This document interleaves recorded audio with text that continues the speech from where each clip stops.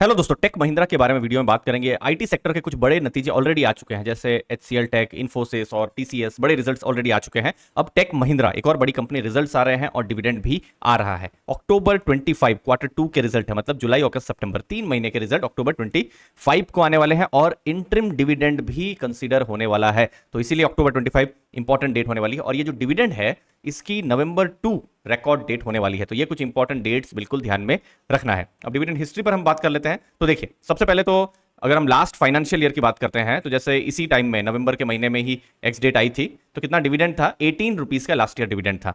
और फिर final dividend आया था जिसकी अभी जुलाई के महीने में ही एक्स डेट थी, 32 का था। तो टोटल 50 रुपीज का डिविडेंड जो टेक महिंद्रा है उनकी तरफ से आया है। उससे पहले जो फाइनेंशियल ईयर 22 है, जो डिविडेंड टोटल आया था 45 रुपीज का डिविडेंड था। अब यही देखना रहेगा कि अभी जो डिविडेंड आ रहा है जिसकी एक्स डेट नवंबर 2 है, कितना डिविडेंड टेक महिंद्रा की तरफ से आ रहा है। अब आते हैं रिजल्ट्स की तरफ। और अभी हम लोग के पास क्वार्टर 1 का ही डेटा है, जो कि लेटेस्ट डेटा है, जहां पर थोड़ा शॉकिंगली खराब रिजल्ट आ गए थे। तो देखिए, जैसे आप रेवेन्यू देखेंगे, लास्ट ईयर कितना रेवेन्यू था क्वार्टर 1 के समय में? 12,707 करोड़ का रेवेन्यू था। ठीक है, इस बार रेवेन्यू 13,159 करोड़ का। तो रेवेन्यू थोड़ा सा बड़ा है, ठीक है। लेकिन जब हम एबिटा में बात करते हैं तो एबिटा मतलब earning before interest, tax, depreciation, amortisation, मतलब रेवेन्यू से आप खर्चों को आप माइनस कर दीजिए, इंप्लॉय खर्चा हो गया, एडमिनिस्ट्रेटिव खर्चा, इन सबको आप माइनस कर दीजिए तो एबिटा हमको मिलेगा। तो लास्ट ईयर कितना था? 1880 करोड़ का एबिटा था। इस बार 1338 करोड़ का एबिटा। मतलब यहां पर जो प्रॉफिट्स हैं कम हुए थे। आप प्रॉफिट ऑफ टैक्स देखिए, सबसे नीचे 1131 करोड़ से प्रॉफिट गिरकर 692 करोड़ हो गए। मतलब एक शॉकिंगली जो नंबर्स हैं खराब आए। मार्जिन्स में एक बड़ा इंपैक्ट हुआ था क्वार्टर 1 में। अब क्वार्टर 2 में देखना है कि क्या कुछ अच्छा हो रहा है या नहीं, क्योंकि क्वार्टर 1 थोड़ा खराब रिजल्ट आए हुए थे। ठीक है, अब बहुत बड़ा रीजन भी है इसका। देखिए, ये टेक महिंद्रा के केस में आप देखेंगे बाकी आईटी कंपनीज की तरह ही कुछ सिमिलर ट्रेंड है, जहां पर मैक्सिमम बिजनेस कहां से आता है? यूएस, नॉर्थ अमेरिका मार्केट और यूरोप मार्केट से। जैसे 75% से ऊपर मार्केट उनका, ये दोनों इंपॉर्टेंट मार्केट्स हैं। अब अलग अलग वर्टिकल्स और वहां से उनको बिजनेस मिलता है। अब जैसे कम्युनिकेशन मीडिया का जो बिजनेस है, सबसे ज्यादा अगर आप देखेंगे रेवेन्यू उनकी तरफ से आ रहा है, लगभग 38% के आसपास में। अब ये जो बिजनेस है, यहां पर क्वार्टर एंड क्वार्टर और year on year D growth हुआ है। ठीक है, फिर उसके बाद बैंकिंग वाला बिजनेस है, ये भी 16% बिजनेस ला रहा है। तो दोनों बिजनेस को आप ऐड कर लीजिए, 54%, मतलब आधा बिजनेस इन दोनों जगह से आ रहा है। यहां पर भी डी ग्रोथ हुआ है।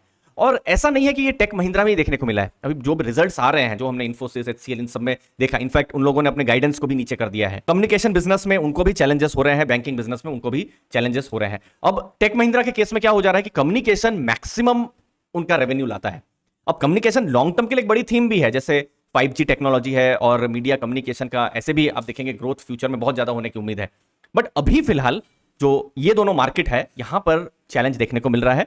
और चूंकि कम्युनिकेशन बिजनेस ऑलरेडी वहां के जो क्लाइंट्स है ऑलरेडी थोड़ा कंजर्वेटिव है, अभी इतने हाई इंटरेस्ट रेट में वो बड़ा जो है खर्चा नहीं करना चाहते हैं, तो उससे क्या हो रहा है, टेक महिंद्रा और फिर जो बाकी आईटी कंपनीज है उनको जो बड़े प्रोजेक्ट से नहीं मिल रहे हैं, जो डील्स जो है थोड़ा सा डिले हो जा रही है। तो ये कुछ इंपॉर्टेंट स्ट्रक्चरल चैलेंजेस है और टेक महिंद्रा को इसका थोड़ा ज्यादा इंपैक्ट हमको देखने को मिला है। अब देखिए, न्यू डील विंस भी आप देखेंगे, $802 मिलियन थी लास्ट ईयर, इस बार देखिए $359 मिलियन हो गई, तो थोड़ा सा कम हो गया।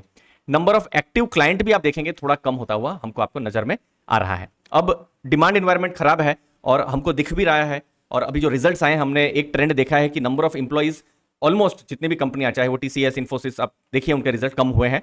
और सरप्राइजिंग नहीं रहेगा क्वार्टर 2 में भी अगर जो इंप्लॉय की संख्या अगर कम हो रही है। जैसे आप देखिए लास्ट ईयर क्वार्टर 1 के समय में, मतलब जून एंड 2022 में देखिए 1,58,035 इंप्लॉइज थे। इस बार जून 2023 जून एंड में 1,48,297 इंप्लॉइज। तो इंप्लॉइज एक्चुअली में कम हुए हैं। इंप्लॉय कम होना ये भी बता रहा है कि डिमांड एनवायरनमेंट बहुत अच्छा नहीं है। ठीक है, अब बहुत लेटेस्ट में आईसीआईसीआई सिक्योरिटीज की एक रिपोर्ट आई थी जो कि टेक महिंद्रा के ऊपर आई थी, ये देखिए सितंबर के महीने में। अब ये रिसर्च रिपोर्ट में लेकिन उन्होंने कुछ इंटरेस्टिंग चीजें कही थी जो मैं आपके साथ शेयर कर रहा हूं, कि टेक महिंद्रा ने रिसेंट में लीडरशिप चेंज किया है। नए सीईओ है मिस्टर मोहित जोशी, उनका बहुत एक्सपीरियंस है और ये एक फ्यूचर में पॉजिटिव कंपनी के लिए हो सकता है। और उन्होंने कुछ चेंजेस भी शुरू किए हैं, जैसे नए सीईओ उन्होंने मिस्टर अतुल सोनेजा को उन्होंने रखा हुआ है। ठीक है, तो कंपनी की तरफ से टर्न अराउंड एफर्ट्स चल रहे हैं। अभी तो देखिए, मार्जिन की जब हम बात कर रहे हैं, मार्जिन तो खराब हुआ है। इनफैक्ट एबिट मार्जिन कुछ 6.8% के आसपास है। लेकिन अब उम्मीद है, अभी नहीं, मतलब फाइनेंशियल ईयर 25-26, मतलब अगले साल उम्मीद है कि ये जो एबिट मार्जिन है वो 15-16% हो सकता है। देखिए, अब नए सीईओ आए हैं तो हम 2 महीने 4 महीने में ही एक्सपेक्ट नहीं कर सकते हैं कि अचानक से जो परफॉर्मेंस अच्छा होना शुरू हो, क्योंकि वो अपनी स्ट्रैटेजी करेंगे और स्ट्रैटेजी जब तक वो ग्राउंड में रिजल्ट दिखाएगी तो कम से कम 6 महीना, 1 साल, 1.5 साल लग ही जाता है। ठीक है, तो क्वार्टर 2 में बहुत सरप्राइजिंगली अच्छा एक्सपेक्टेशन ना रखना ज्यादा बेटर है। बट यस, आफ्टर 1 ईयर, सोच लीजिए इसी समय अक्टूबर 2024 में जब हम ये वीडियो बना रहे हैं, तो हो सकता है कि कुछ हमको सिग्नल्स मिल रहे हो टर्न अराउंड के। अभी तो थोड़ा चैलेंज है, ठीक है, और ग्लोबल चैलेंज है वो एक दूसरा चैलेंज है ही। तो टॉप लाइन में चैलेंज हो सकता है शॉर्ट टर्म में, ऐसा रिसर्च रिपोर्ट ने कहा है। टॉप लाइन मतलब रेवेन्यू रिलेटेड चैलेंज हो सकते हैं, और टेलीकॉम की डिमांड जो है वो थोड़ा सा कमजोर है अभी फिलहाल, लेकिन ग्रेजुअल ग्रोथ जो है वो एक्सपेक्टेड है। स्टॉक और वैल्यूएशन पर उन्होंने कहा कि वैल्यूएशन थोड़ा सा स्ट्रेच हमको देखने को मिल रहा है, बट लेकिन नए मैनेजमेंट के जो इनिशिएटिव्स है उससे री रेटिंग हो सकती है। तो अभी उन्होंने सेल से बाई रेटिंग दिया हुआ है, बट अभी भी ग्राउंड में अभी भी चैलेंजेस हमको देखने को मिल रहे हैं। तो शॉर्ट टर्म में देखिए, यही इंपॉर्टेंट है, शॉर्ट टर्म में बड़ा एक्सपेक्टेशन रखना सही नहीं है। मे बी ग्रेजुअल हमको देखना है क्वार्टर 3, 4, फिर अगले साल क्वार्टर 1 में कि कुछ चेंजेस हो रहे हैं या नहीं। लास्ट में एक और चीज चैट जीपीटी को मैं पूछ लेता हूं, प्रोवाइड मी 1 की insight from the research report. देखते हैं कि वो क्या एक पर्टिकुलर कोई रिसर्च रिपोर्ट से क्या एक इनसाइट वो दे रहे हैं। तो वो इनसाइट क्या दे रहे हैं, नए सीईओ हैं मिस्टर मोहित जोशी, और स्ट्रेटेजी पर उनका फोकस है। एबिट मार्जिन 15 से 16% इंक्रीज हो सकता है, रेवेन्यू मिक्स उनका और अच्छा हो सकता है, और टेक महिंद्रा की प्रॉफिटेबिलिटी आने वाले टाइम में इंक्रीज हो सकती है, और कम्युनिकेशन वर्टिकल और बाकी वर्टिकल्स में भी ग्रोथ हो सकता है। तो अगर हमको इन रिजल्ट में एक्सपेक्टेशन रखना है तो बहुत ज्यादा एक्सपेक्टेशन नहीं रखना है, और हमने देखा भी है बाकी सब जो बड़ी कंपनी है उनको भी चैलेंज है, तो शायद यहां पर भी चैलेंज हो सकते हैं। लेकिन आने वाले टाइम 1 ईयर 2 ईयर में हमको कुछ टर्न अराउंड सिग्नल के बारे में जरूर देखना है। तो एबिट मार्जिन अभी कम है, लेकिन ब्रोकरेज का ऐसा मानना है कि ये मार्जिन बढ़ सकते हैं अगले 1-1.5-2 साल में, और डिमांड चैलेंज अभी है ही, और किस तरीके से क्वार्टर 2 के रिजल्ट आते हैं हमको और ज्यादा डेटा प्रोवाइड करेंगे।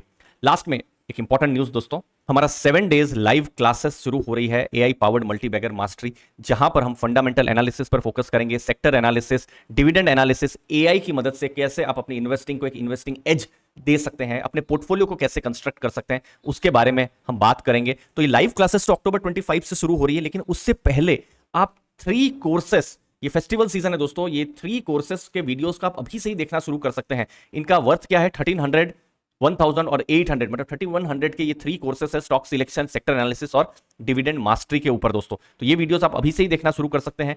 एक एक्सक्लूसिव व्हाट्सएप कम्युनिटी रहने वाली है। ये जो कोर्सेस हैं, जो क्लासेस हैं, बहुत ही कम यहाँ पर जो लर्नर्स हैं वो रहने वाले हैं। एक स्पेशल 65% का फेस्टिवल डिस्काउंट है, और इनफैक्ट जो कोर्स है उसकी कीमत 3100 से भी कम है, जो कि ये 3 कोर्सेस की भी कीमत एक्चुअली उससे ज्यादा में है दोस्तों। आपको अर्ली फाइनेंशियल आजादी का ऐप को डाउनलोड करना है, जिसकी लिंक मैंने डिस्क्रिप्शन बॉक्स में दी हुई है। आपके पास एंड्रॉइड है जो कुछ ऐसा दिखेगा, और एप्पल है तो LGIGZ करके कोड आपको इंटर करना है दोस्तों। रिकॉर्डिंग एक्सेस आपके लिए हमेशा रहने वाला है। लाइव क्लास आप ज्वाइन नहीं कर पाए या फिर फ्यूचर में आपको रिकॉर्डिंग्स देखना है तो ये एक्सेस आपके लिए हमेशा रहने वाला है। रेगुलर डाउट क्लियरिंग सेशन होंगे। इनफैक्ट आपको डाउट हो तो व्हाट्सएप कम्युनिटी तो है ही, कम्युनिटी के साथ या फिर मेरे साथ भी आप डाउट क्लियर कर सकते हैं। एआई प्रॉम्प्ट्स मैं आपको प्रोवाइड करने वाला हूं। देखिए, ये जो मैंने एनालिसिस किया, ये मैंने चैट जीपीटी में ही एनालिसिस किया है, उसकी वजह से कितने जल्दी हमको कुछ इनसाइट्स मिल सकी है, तो ये आपको एक एज जरूर देगा। लर्निंग मटेरियल मैं आपके साथ शेयर करूंगा, और इन्वेस्टिंग चेकलिस्ट आपके साथ में शेयर करूंगा। डिस्क्रिप्शन में आप लिंक को चेक कर सकते हैं, और 65% का डिस्काउंट को अवेल कर सकते हैं। मुझे उम्मीद है आपको वैल्यू जरूर मिलेगी। थैंक यू, धन्यवाद दोस्तों।